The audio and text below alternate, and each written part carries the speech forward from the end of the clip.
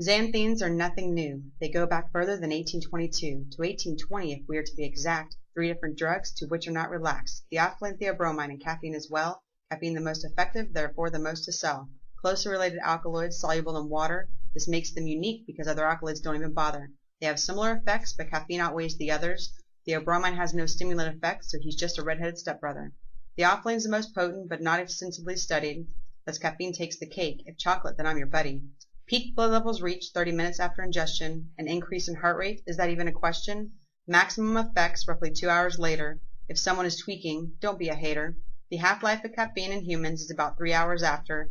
No more than 10% unchanged is excreted, not even with excessive laughter.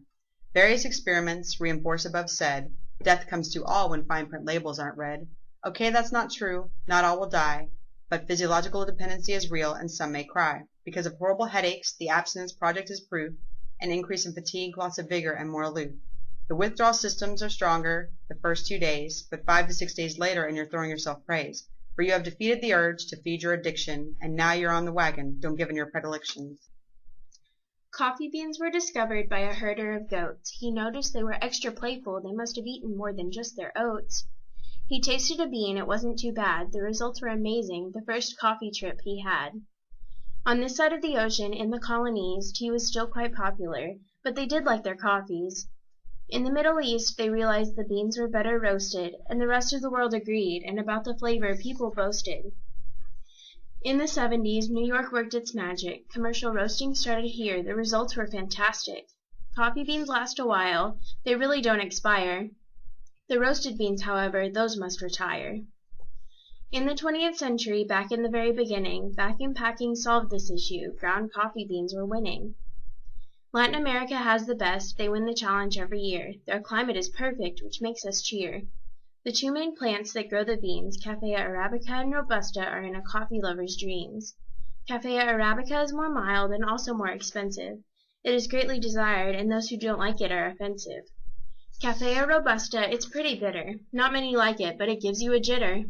Americans love their coffee, it's pretty obvious. People who invented coffee shops, they were genius. Tea and coffee are not like night and day. Their differences are through legends, you know I'm right. Tea is softer than coffee, quieter and more delicate. According to legend, Dermot fell asleep while he did meditate. To rectify this, he cut off his eyelids too, and where they touched earth, the plant grew anew.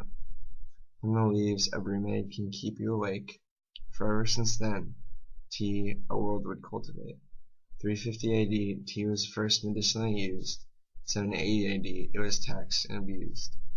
But the Buddhist monks had already ran, carrying cultivation and use to Japan. Europe, of course, was way behind. 8 centuries later, they finally savored the find. Pound for pound, loose black tea contains more caffeine than the bean of coffee. But more cups of tea can be made, so a cup of joe is a way to start your day. Most tea now is sold in bags, some flavored, some sweetened, some for jet lag.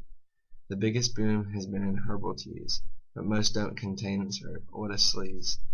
They are made up of a mixture of plants and flowers. This means they have the color, but not tea's powers. Tea contains a chemical called the divine leaf.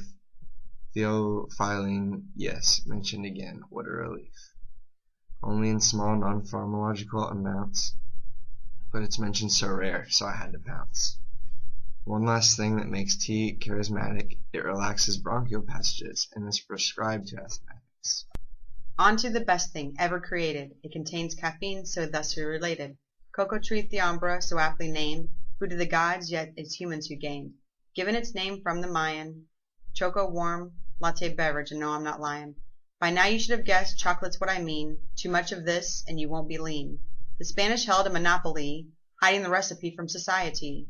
When the knowledge of it did finally spread, the Spanish were sad and their monopoly dead. Primarily the wealthy consumed such a treat, including Mother Teresa. Now isn't that neat? Health warnings arose, but use did not stop. What are you, the chocolate cop? Chocolate liquor came round, and wouldn't you know, the Dutch dropped a patent for chocolate powder, and money did begin to flow. This led to other ideas, thus the chocolate bar was created. In 1847 it happened, but as it has faded. The Swiss perfected chocolate, and milk chocolate was a staple. In 1876 it was first sold under the Nestle label. The unique xanthine in chocolate is theobromine. Finally more about it, it's been a long time. The action of it are closely parallel to caffeine, but much less potent and thus not effectively mean. It is quite tasty and sold in mass quantity. Thus ends our spiel about xanthines, mainly caffeine.